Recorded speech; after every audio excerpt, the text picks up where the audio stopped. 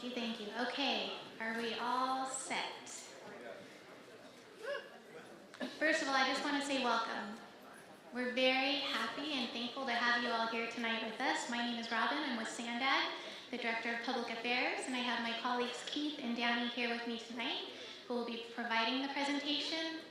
But the most important people here tonight are all of you. Who has been to one of our LOSSAN outreach events so far? Okay, and who is joining us for the first time? Great, that's fantastic.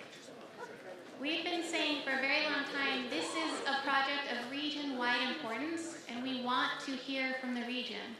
The only way we can do that is when folks like you show up to be a part of the process, and so we are very appreciative of you taking the time out of your evening to join us on a weeknight to be a part of this very important project, the LOSSAN Realignment Project. I know that for some of you, you've been talking about this for a very long time. For others, you may have just heard about it. We want to make sure you know this project, it's an iterative process. It continues to grow, it continues to evolve, and with that, so will our engagement strategy, because we're sincere when we say that we want to hear from you. We want you to have a voice in what the future of this project looks like, because it matters so much to the San Diego region. There's three things that I want to make super clear tonight before we jump into the presentation. One is the thing that I already said. It's important to know that no decision has been made on the project or the proposed alternatives yet. Nothing has been decided. That's exactly what this phase of the project is for, so we can continue to collect feedback. This is going to be an ongoing conversation with all of you, with our partner agencies, with the state and federal agencies that oversee this project, to continue to make sure that we find the best solution for our region that meets the objectives of the project. The second thing is that there might be adjustments to the alternatives based on the feedback that we hear from you, whether it's tonight, whether it's online, whether you show up to one of our outreach events over the next few weeks or months. There's lots of different ways to submit your comments. We want to make sure you're submitting them in the official way so they can be a part of the administrative record and can be considered as the team is working through this process and prepares for the next phase of the environmental analysis. The third thing, I just want to manage expectations from the top. There's a lot of things we still don't know, and I know that's frustrating. We wish we had the answers. But that's, again, part of this iterative process is we learn a little bit, we come talk to you, we learn more. Then we go back and we learn some more, we talk to you, and we learn again. It's a cyclical process that we go through to make sure that we're really considering everything that needs to be considered. So as much as we want to know tonight, is this going to impact my home? What about where I live? Unfortunately, we can't give you that answer right now. We don't know how any of these alternatives are going to impact property interests right now. That's why we need to do the initial analysis. When we get questions on how's this going to impact rail service or the fairgrounds, we don't know that yet. We have to do the initial analysis. But I know folks in this room might have more information, and so we want to hear from you. Let us know if there's new information that we should be considering. What I can tell you is there are some requirements, some objectives of the project that we're going to make sure we maintain no matter what. For example, access, emergency access. That's something we're going to make sure no matter what alternative is analyzed, that emergency access is preserved. Same thing for rail service. No matter what alternative we're considering, that's one of the objectives of the project is to make sure we can continue rail service with minimal disruptions. We know these things are important to you, and they're important to us too. This is our region, we live here, we want to make sure that the rail corridor works for everyone. And believe me when I say we understand why you're here, we understand why this is important. These are your homes, these are your communities, these are your neighborhoods, they're the same for us. And so we want to hear what you have to say, we care about what you have to say, and we want to make sure we're giving you every opportunity to be a part of that process. We have about 4 ways to submit comments tonight, and we'll go through those later on in the presentation. But first, we're going to have Danny and Keith really walk you through the project so you can understand how we got to where we are today and what's coming next. So I'm going to hand it over to Danny. All right, thanks, Robin. Okay, so anytime anybody gives me the microphone, I like to show a video, and this is one of these videos. This is actually from 2019. Scripps Institution of Oceanography was out on the beach doing surveys and captured a bluff collapse happening live. And right on top of those bluffs is San Diego's only rail corridor that connects this region to the rest of the country. This is the only way in and out of San Diego on a train. And you can see just how close the tracks are to the edge of the bluffs. For the last 20 years, we've been investing in stabilizing the bluffs, but we've also seen erosion, coastal erosion of up to 6 inches per year. You can see sections where there's been seawalls installed. There's drainage improvements. There's piles to keep those tracks safe, but it's a battle that we're fighting against nature. Those drone pictures are from the king tides in February. You can just see how high the water level is, and there's no beach. The waves are crashing into the bluffs. And just south of the bluffs in Los Pinisquitos Lagoon, this is a berm where there's a track that's almost underwater because it's below the 100-year floodplain. Those tracks are at risk, and this project will address it. So the future of the LOSSAN Rail Corridor, we at SANDAG view this is our only rail corridor, but we view it as an important asset for the transportation network. We want safe, reliable, and resilient rail corridor, and our plans call for increased service. So that's a surfliner train, intercity train running every hour, and 3 coastal trains per hour all throughout the day, and faster travel times. We can go between Oceanside and downtown San Diego in 33 minutes. In order to achieve that, we've got to do all the projects that we've listed here, and these are the projects that the region is investing in. Today, we're talking about one of those projects, and it's a big one, the San Diego LOSSAN Rail Realignment, and that will address the issue with the bluffs in the lagoon. And I mentioned this is the region's only rail corridor, and why is it so important to us? So it serves multiple purposes. So we have the Pacific Surfliner train. That first picture was taken on Mother's Day. These are all the moms that are coming down to visit their grandchildren, going up all across Southern California and not being stuck on traffic. We've got the coaster service that runs between Oceanside and downtown San Diego.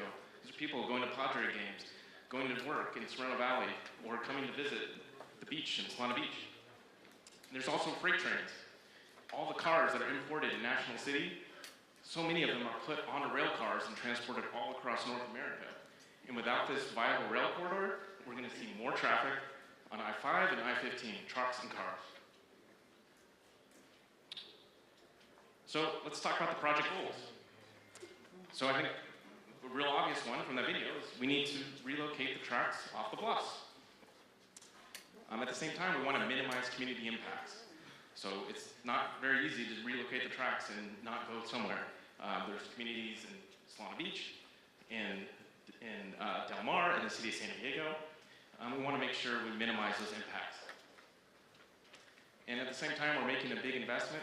We want to improve those rail travel times, and we can do that through straightening those curves and double tracking. It's all single track right now, so we can straighten those curves and add the double track, and we can add more service more reliably. And it presents another opportunity. So as we're able to relocate the tracks off the bluffs, there's an opportunity to enhance coastal access and remove that train and pedestrian conflict that exists along the bluffs and at Coast Boulevard. And we also want to have the opportunity to preserve the wetlands, both in Los Pinisquitos Lagoon and in San Diego Lagoon, and that's the goal of the project. And we've been looking at this for a long time. The Notice of Preparation identified several past planning studies, and this is just some of them. In 2022, recently, with the beginning of the Del Mar Bluff Stabilization Project, there was, SANDAG agreed with the Coastal Commission to advance relocating the tracks off the bluffs. And in 2023, with the release of the San Diego LOSSAN Rail Realignment Alternatives Analysis Report, that set the groundwork for where we're at now. And after that meeting, we had 5 different workshops and lots of engagement. And we're now ready to take the next step and enter the environmental phase of the project. And with that, I will pass it off to Keith, who will talk about the environmental process. Lots of stuff to hold here. I'm Keith Greer. I'm the Environmental Compliance Manager for SANDAG. So my team is the team that will ultimately clear this project under what we call the California Environmental Quality Act. We will obtain the state and federal permits in the future. And we will, all through construction, work on the environmental compliance, making sure that all the mitigation conditions and everything are actually held in adherence. Just by show of hands, I wanted to find out have anybody heard about the California Environmental Quality Act? Okay, good. So those of you who didn't raise your hand, what the California Environmental Quality Act is, or CEQA, it's a 1970s legislation that said that state and local public agencies, like SANDAG, have to consider the environmental consequences of their actions for anything they do related to land development, or in this case, transportation development. And what is kind of, as the slide shows here, it's kind of a look before you leap.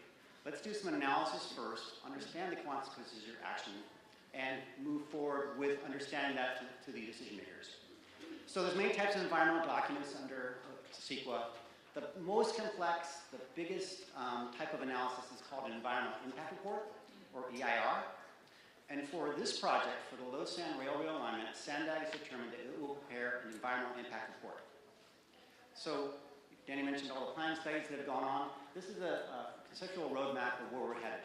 The absolutely first thing that happens in the environmental process is when we determine an EIR is necessary, is we issue a notice of preparation, or NOP, that SANDAG will be preparing an EIR. So why is that done?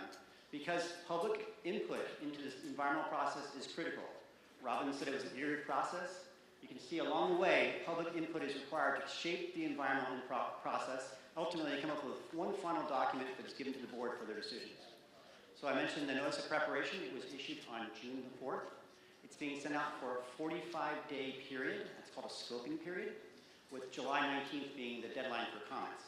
And again, we don't have a lot of answers. Today is about getting input on what we put in the notice of preparation.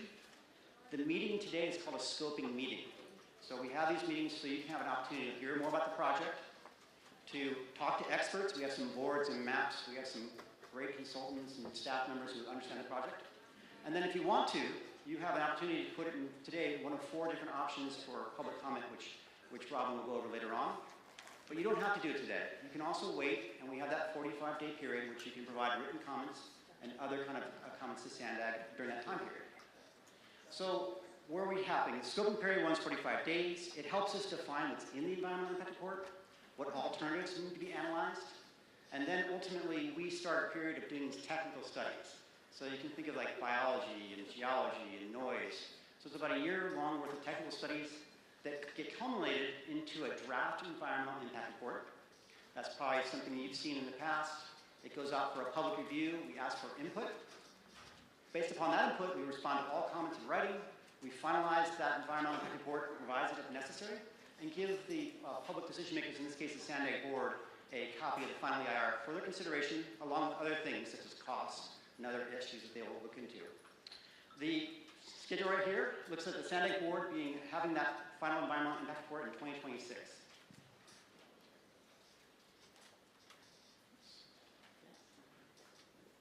So the first thing you notice in the notice of preparation is the major topics. The most important, or one of the most important, is the project objectives. So Danny outlined the goal of the project. We've taken those goals and defined specific objectives of the CEQA document.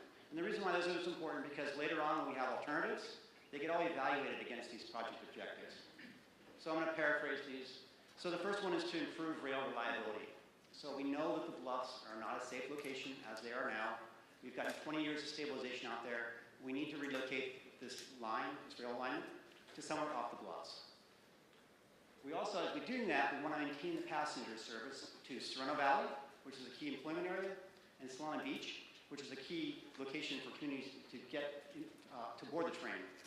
We also want to maintain access, or potential access, to a special events platform in the 22nd Ag District.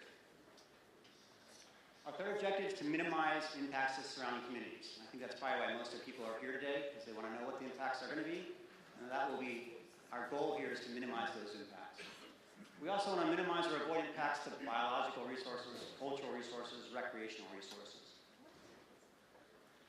We want to make sure the project helps meet our goals of our regional and state transportation plans, whether that's the SANDAG's 21 regional plan or the state's rail action plan. And then finally, we want to improve and maintain coastal access and pedestrian safety. Right now, those tracks create a conflict point between rail and pedestrians. We think we can, if we move them off the cliff, we have a better chance of creating an area that's open for the public more. These are the project objectives. So how these project objectives work is those are what the alternatives that we come up with are evaluated against. And so that brings us over to alternatives. So how were the alternatives developed? So notice preparation has 3 alternatives. Again, nothing has been decided. Those are what we're asking you for input on. But the way we came up with those 3 alternatives is we've gone through the planning process that Danny was talking about. We, in 2023, a planning study came out. We had 12 different alignments, concepts that all consisted of like a portal location and a tunnel between 2 portal locations. We have euphemistically called this the purple spaghetti map because there's a lot of lines in the map. That purple spaghetti map was brought to the public at 5 different types of public outreach events over the fall and winter. And from that effort, the public came back with 39 different concepts. We call this the orange spaghetti map. So you've got pulling 49 different concepts to go through. So how do you go through those 49 concepts and say, okay, 49 is too much to review in the EIR. What do we go through? So we go to the CEQA guidelines. Again, there's guidelines for legislation. CEQA guidelines 15126 talks about alternatives. And it says, what's required? Well, first of all, you have to include a no project alternative by law. That's the alternative. The SANDAG does nothing. And so that's part of the alternatives. It's included will be included in any future EIR. For the other alternatives, which are sometimes called action alternatives because there's something that's happening, you have a process laid out in CEQA. The alternatives should be considered are the ones that meet most project objectives. So we just went over the objectives. Most of those being met are feasible, are engineeringly feasible. We can't think about doing something that's not feasible. And that avoids or minimizes potential environmental impacts. Those are how CEQA lays out. So there's no minimum number, there's no maximum number. It's governed by what's called rule of reason. We've identified 3. Could there be 5? Yes. Could there be 2? Yes. Could there be 4? Yes. But that's what the process right now is about, with scoping. It's helping us scope out those alternatives so we can understand how we analyze the impacts to various resource areas. This chart shows or illustrates how the scoping works. So we had 49 concepts, purple and orange spaghetti. We brought through those into the objectives, met most objectives, engineering feasible. 26 made it through that process. And then we take into consideration environmental considerations and constraints and construction issues.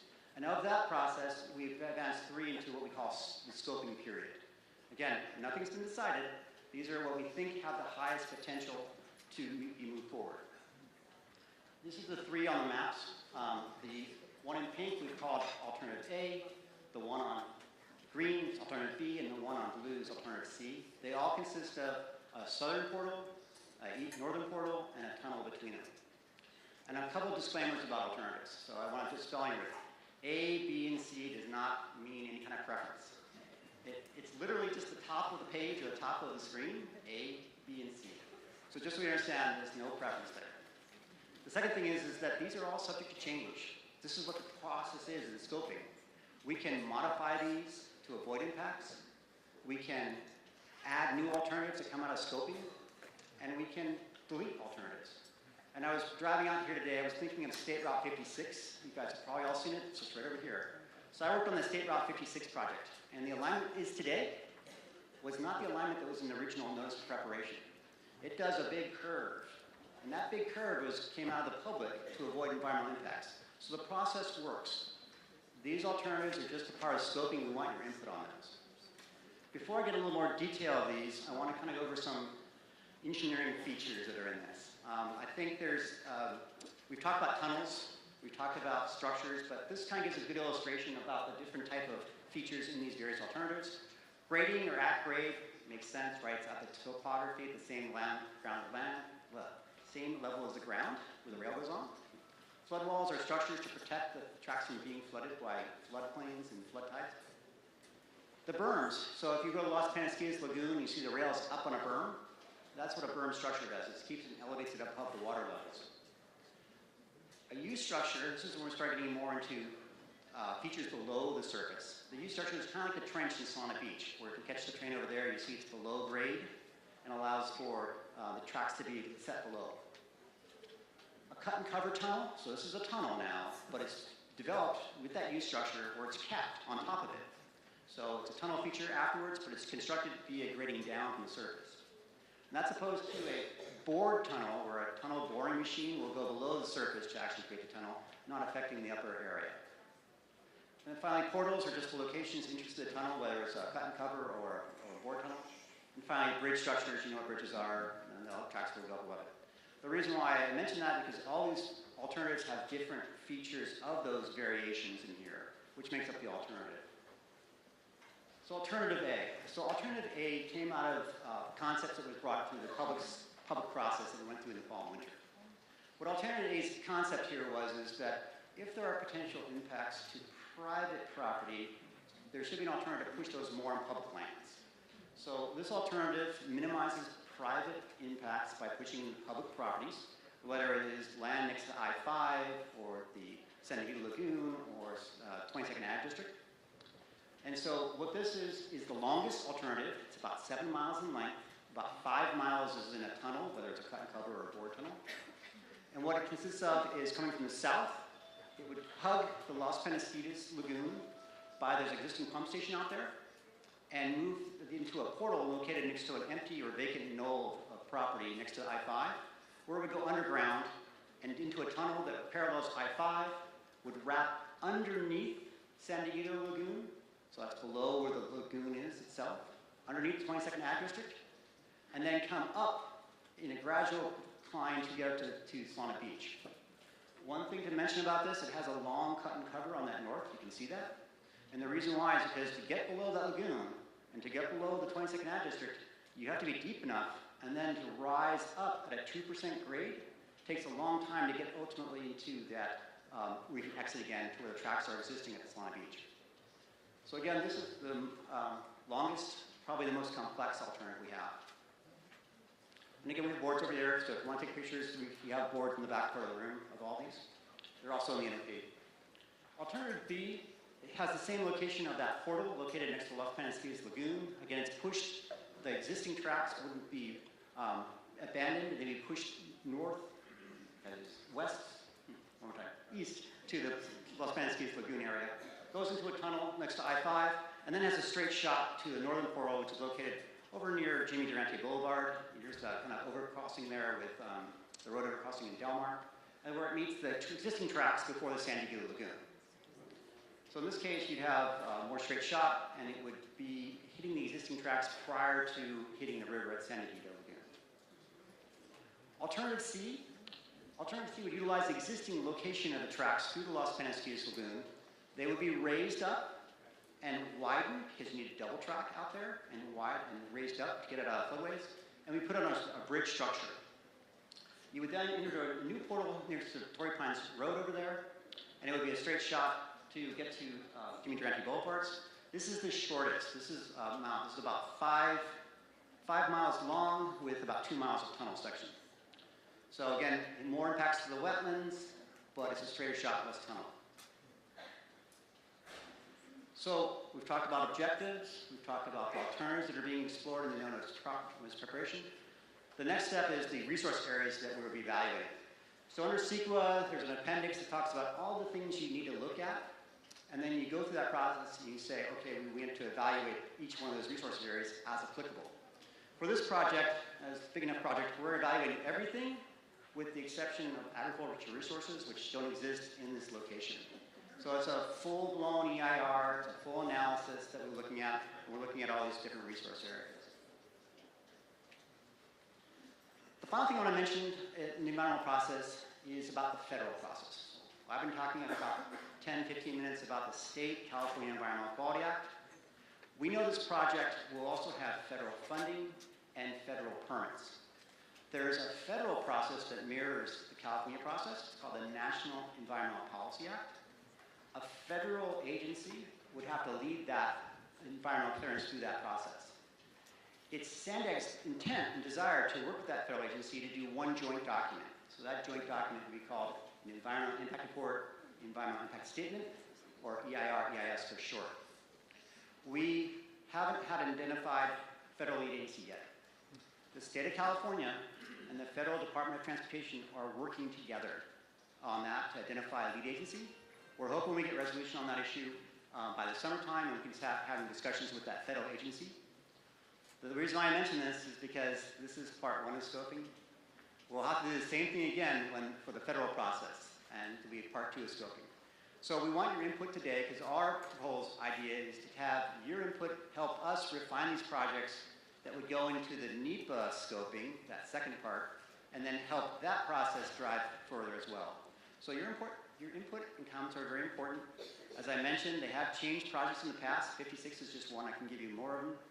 But I want to turn it over to Robin to talk about how we get your comments recorded. Thank you, Keith. Okay, we're wrapping up, I promise. So what we said, though, was tonight, the most important thing we want to make sure is you all know how you can participate in the process. We have lots of different ways on how you can submit comments tonight.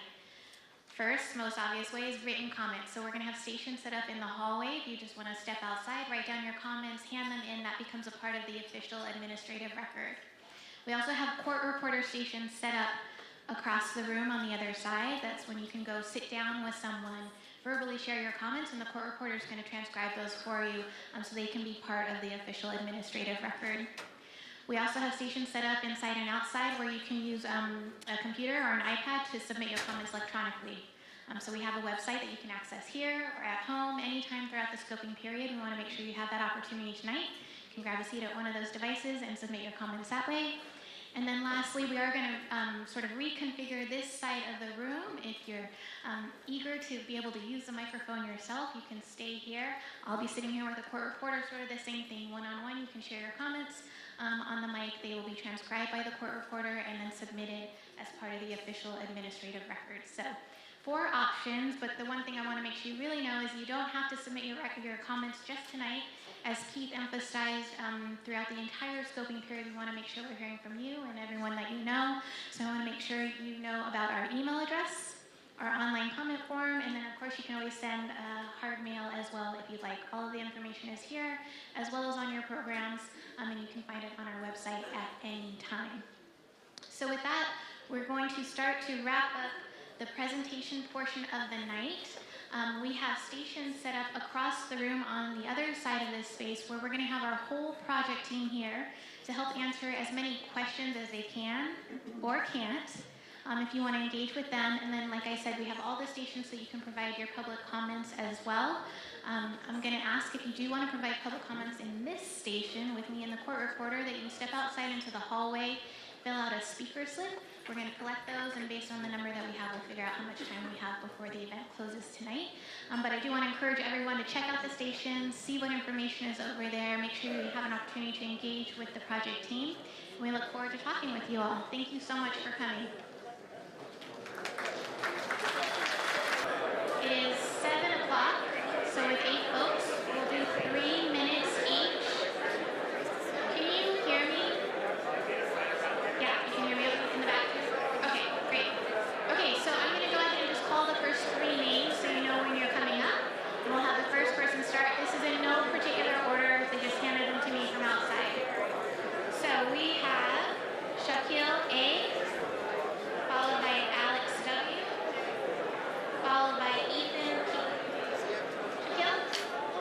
Yes, you're welcome to come right to the mic. I'm just going to come sit down, and we have our court reporter transcribing all of the comments. Are we ready with the timer? Yes. Okay, please go ahead. Hello. We can hear you. My name is Shaquille Adams. I come from Southeast San Diego. I'm in support of option B since it's the fastest. We need a competitive. I support option B.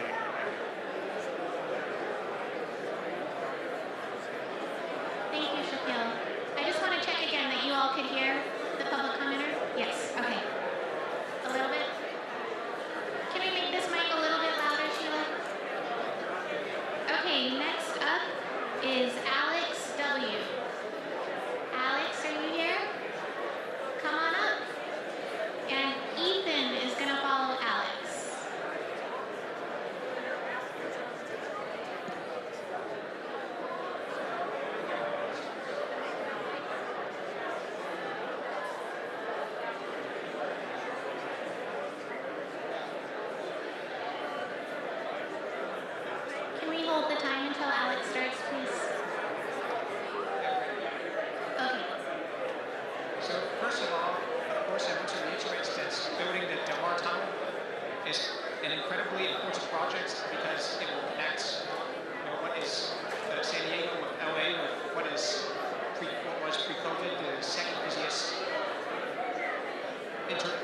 intercity passenger railway in the United States after the Northeast Corridor. So that's incredibly important. And it's exciting that SANDAG is aiming for an incredible first 3-minute travel time between Oceanside and downtown. However, SANDAG can achieve even higher travel time savings by increasing proposed coaster frequency from 20 minutes to every 15 minutes, which I believe is what is proposed by the state's intercity rail plan. This would save coaster passengers an average of 2.5 minutes, nearly as much as the 3-minute time savings achieved by the Del Mar Tunnel. And of course, Del Mar Tunnel was necessary due to coastal erosion. However, the 2.5-minute time savings from higher frequencies will benefit every single trip taken on a coaster along any point of the line, while only passengers who pass through Del Mar will benefit from Del Mar Tunnel's time savings. A good model for a coaster would be Caltrain, which will run catenary electric multiple units, not battery electric, but catenary electric multiple units whose superior acceleration will not only shave end-to-end travel times by up to 25 minutes, but will also allow trains in each direction to run as closely as 7.5 minutes apart from each other. Of course, out of the 3 alternatives, it looks like that alternative B is the best, most cost-effective, and it will save basically 50% of the cost as compared to alternative A. And alternative A is just enormously expensive and it will take up $2 billion extra. That $2 billion extra could definitely go towards accelerating other transit projects for the region. So for the best cost effectiveness, for its best travel time savings, I think alternative B is best and not alternative C. But alternative A seems excessive in my opinion. Thank you, Alex. Can we increase the volume a little bit more on this mic, please? No? Okay. All right, next, Ethan. After Ethan, we're going to have Samuel S., followed by Maxwell G. Ethan, please go ahead. All right, my name is Ethan Hall, and I'm going to be here talking about option B, that I believe is the best option, whereas an alternative A, the additional distance required will significantly increase the cost, which currently SANDAG and the city of San Diego, the region, is seriously facing a budget issue. Despite the fact that we are receiving federal funding, it is likely to seriously constrain the ability for the region to handle all of our other projects, whereas with alternative B, we are much more likely to be able to handle this, as well as continue with the rest of our regional goals. Option C is a viable alternative, and I think that would work well as well, but option B gives us the ability to much more easily reach speeds of 125 miles an hour with smoother curves, in opposition to something like alternative A, where the significant requirements to go out of the way in order to reach the I-5 alignment would likely constrain or at least require significant additional costs to meet that same metric. Thank you. Thank you, Ethan. Samuel S.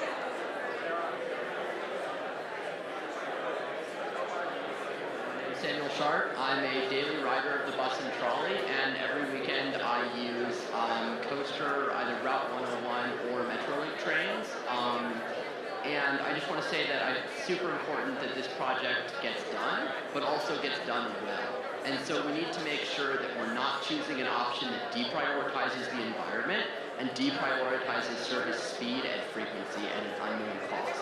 And to me, that's alternative A. We need to make sure that alternative B, which will cut costs in half, alternative B and C, are both under half the cost of alternative A, and have far fewer environmental impacts, do not involve tunneling under a lagoon, and also would cause way less significant impacts to the Del Mar Fairgrounds Bridge and Station project.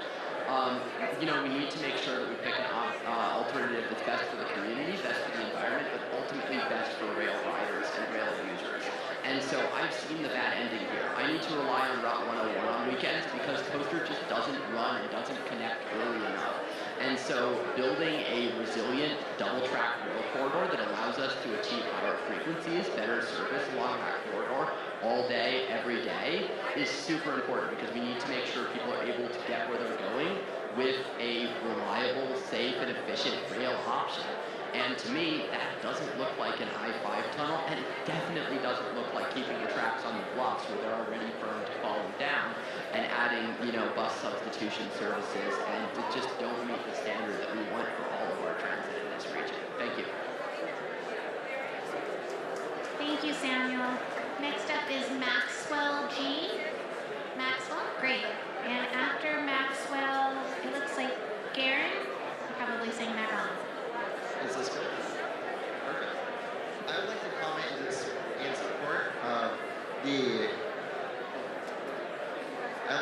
in support of alternative B, as it is the fastest, is half the cost of the I-5 alignment, and I feel like it is the best alignment for this corridor, as this is an incredibly important project to get this line off of the Delmar blocks, and I feel like a fast, frequent, double-track alignment using existing infrastructure is best. Alternative C, I believe, the Camino del Mar alignment, it is also a very good project. However, I feel these funds are best directed to alternative B, as it is slightly faster and it does not go through the lagoon. So I am supporting alternative B. Thank you. Thank you. Is there Garen P? Garen P. I feel like I'm saying that name wrong.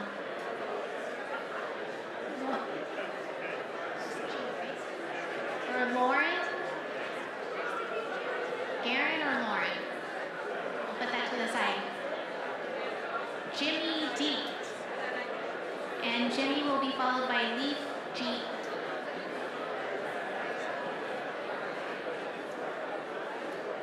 Hi. So I was on Amtrak last weekend, and there were some signal failures further north, and it just emphasized to me the importance of building a tunnel. As the delays, I was delayed for 2 hours at Santa Ana Station. I don't want to see that ever again. I want to have the ability to take a train places in a reasonable amount of time, and at times I want, and not building a tunnel is not an option for that. I also think it's critical that we avoid alternatives like A, as you're building a tunnel under a lagoon to save a second lagoon, which doesn't make much sense to me, and it's also significantly more expensive than alternatives B and C. In my opinion, option B is the best by far, as it allows the highest speeds, which is the shortest travel time, and it allows us to get off of the San Penasquitos Lagoon, which seems like a best of both worlds here. Thank you.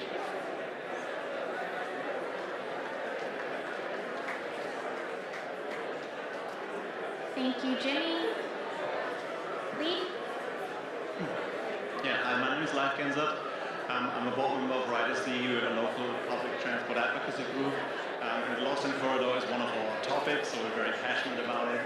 And first of all, thank you all for putting on this event. There's a lot of great options here. What we care about is we want to make the LOSSAN corridor fast, and we want to make it electrified, and we want to make it double tracked. We have a slight preference for option B because it is the fastest one. Thank you.